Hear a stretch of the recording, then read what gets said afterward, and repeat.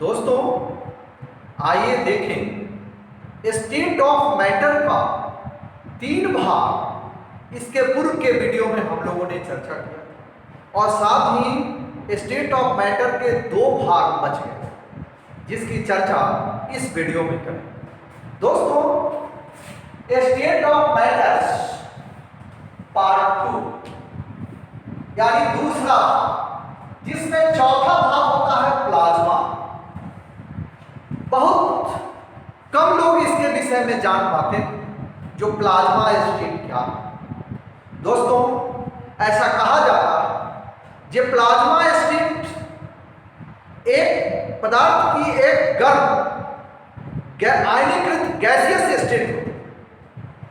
जैसा कि यहां पर हम लोगों ने लिखा प्लाज्मा स्टेट, प्लाज्मा आंशिक रूप से आयनीकृत गैस है, यानी प्लाज्मा स्टेट एक आंशिक रूप से आयनीकृत गैसियस स्टेट जिसमें धनायन और ऋणायन दोनों बराबर संख्या में। लेकिन यहां पर है प्लाज्मा आंशिक रूप से आयनीकृत गैसियस होते हैं जिसमें इलेक्ट्रॉन का एक निश्चित अनुपात में रहते हैं या निश्चित अनुपात होते हैं, अर्थात किसी परमाणु या अणु के साथ बंधन में न रहने के बजाय स्वतंत्र हो जाते हैं।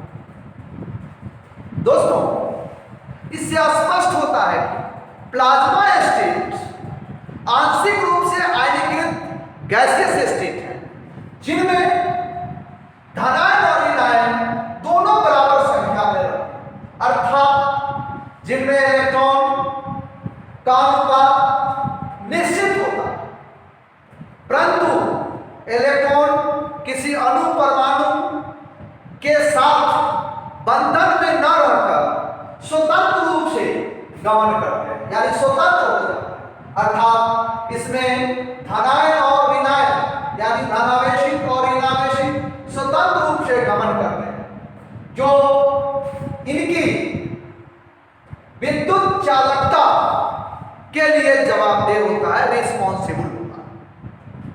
दोस्तों, और पॉजिटिव और निगेटिव आयन के गमन की क्षमता ही प्लाज्मा को विद्युत चालकता प्रदान करती है। गैस की तरह प्लाज्मा स्टेट का आयतन और आकार निश्चित नहीं होता, लेकिन गैस के बिल्कुल ये विपरीत, ये गैस है लेकिन आयनीकृत आंशिक रूप से, संपूर्ण रूप से नहीं। प्लाज्मा एक गैसीय अवस्था है लेकिन आंशिक रूप से आयनीकृत गैस है। गैस एक्चुअली है नहीं, ये गैसियस है लेकिन आंशिक रूप से आयनीकृत, जिनमें इलेक्ट्रॉन स्वतंत्र रूप से अर्थात धनात्मक और ऋणात्मक दोनों आयन स्वतंत्र रूप से गमन करते हैं, जिनके कारण इनमें प्लाज्मा में विद्युत चालकता उत्पन्न होती है। ये गैस की भांति इनके आयतन और आकार निश्चित नहीं होते, लेकिन गैस के विपरीत किसी चुंबकीय क्षेत्र यानी मैग्नेटिक फील्ड के प्रभाव में यह एक फिलामेंट पुंज यानी दोहरी परत जैसी संरचना का निर्माण। दोस्तों, प्लाज्मा में यह विशेष गुण होता है, ये मैग्नेटिक फील्ड में एक फिलामेंट पुंज यानी चमक शाइनिंग जैसा उत्पन्न करती है जो दोहरी परत है। इसी अवस्था को हम प्लाज्मा स्टेट कहते हैं। पदार्थ की 5वीं अवस्था होती है बोस-आइंस्टीन स्टेट यानी बोस-आइंस्टीन कंडेंस स्टेट। इसको सुपरकोल्ड लिक्विड भी कहा जाता है। बोस-आइंस्टीन संघनित। इसके जानने से पूर्व एक बार हम ब्रह्मांड के कणों की चर्चा करें। दोस्तों, यूनिवर्स में प्रत्येक कण की 2 श्रेणियां होती हैं, जिनमें से एक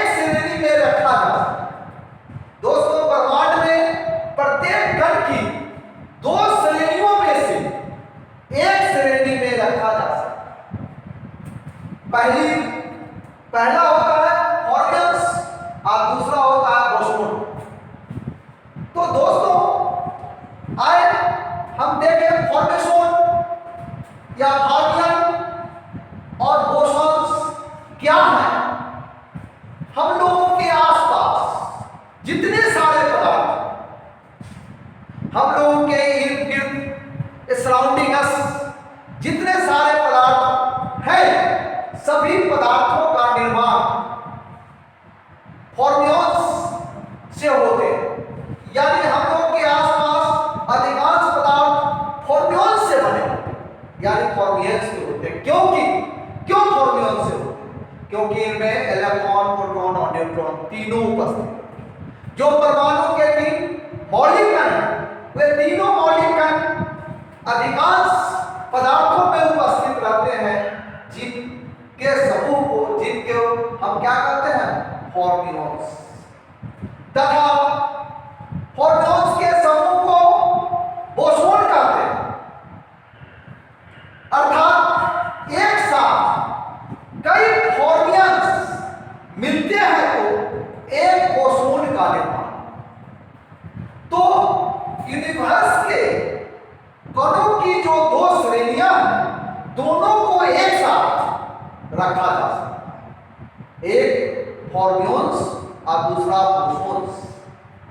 और हम लोगों के आसपास इस इर्द गिर्द सराउंडिंग में जो घूमने रहने वाले पदार्थ हैं, उनके कण क्या होते हैं, फॉर्म्यूल्स होते हैं, जिसमें क्योंकि इनमें इलेक्ट्रॉन, प्रोटॉन और न्यूट्रॉन उपस्थित रहते हैं। और फॉर्म्यूल्स के समूह को या फॉर्म्यूल्स, कई फॉर्म्यूल्स को एक साथ मिलने से, संयोग से बोसोन का निर्माण।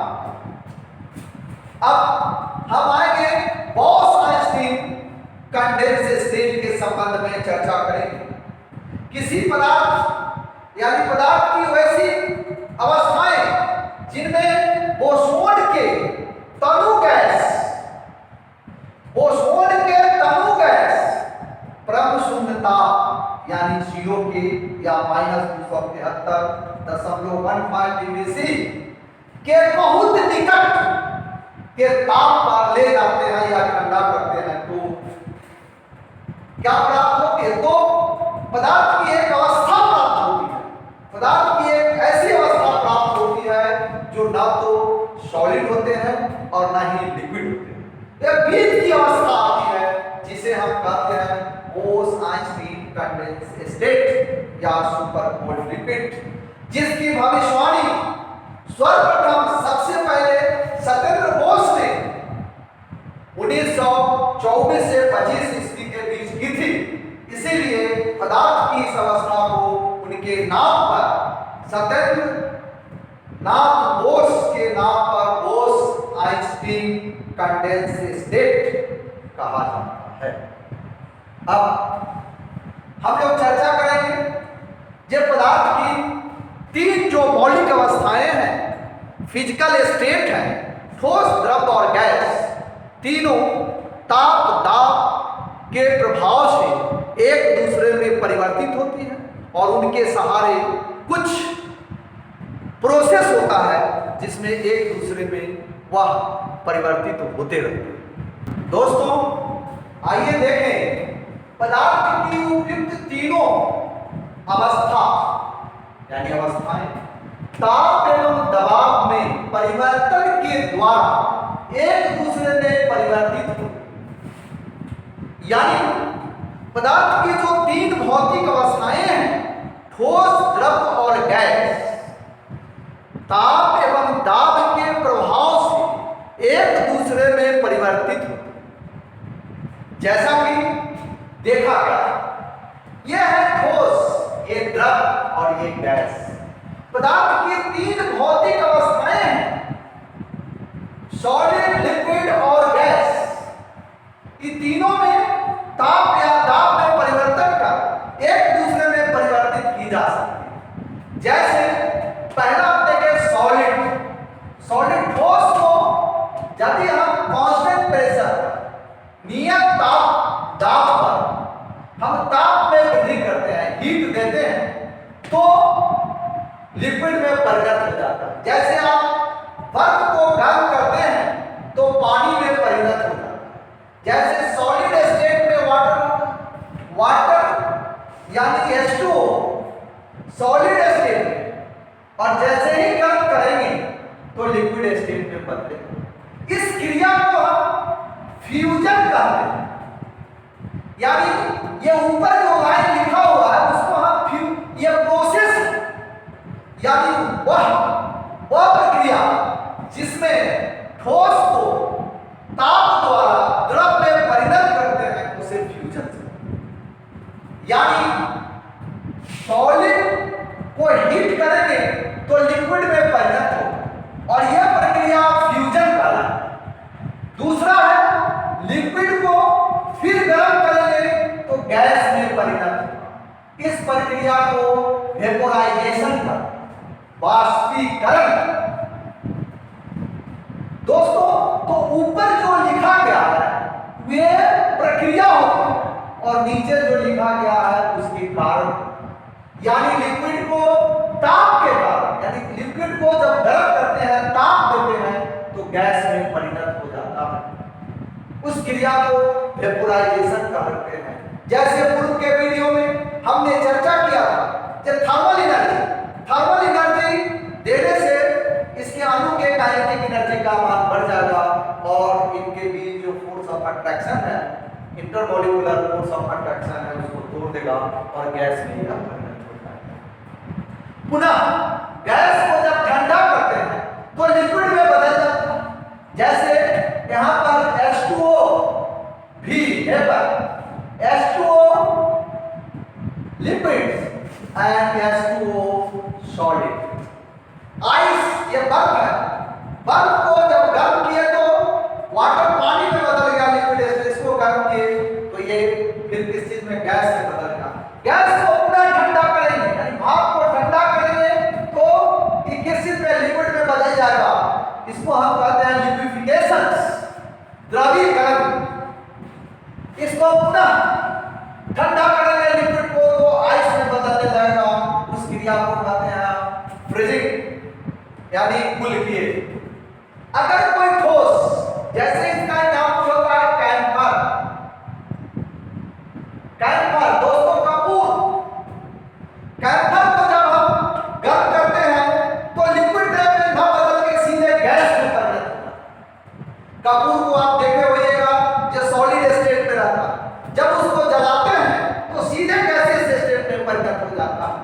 तो जैसे ही सॉलिड को हीट करेंगे और गैसियस स्टेट में जब परिणत होगा, उस क्रिया को, उस प्रोसेस को कहेंगे हम सब्लिमेशन, जिसको हिंदी में कहा जाता है ऊर्ध्वपातन।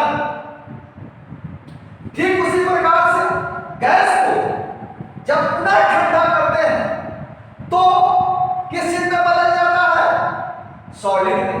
जैसे कार्बन डाइऑक्साइड CO2 ये गैसियस स्टेट में है और इसको जैसे ही ठंडा करेंगे तो ये सॉलिड स्टेट में CO2 सॉलिड स्टेट में आएगा, जिसको हम कहते हैं ड्राई आइस। इस क्रिया को कहते हैं हम सॉलिडिफिकेशन।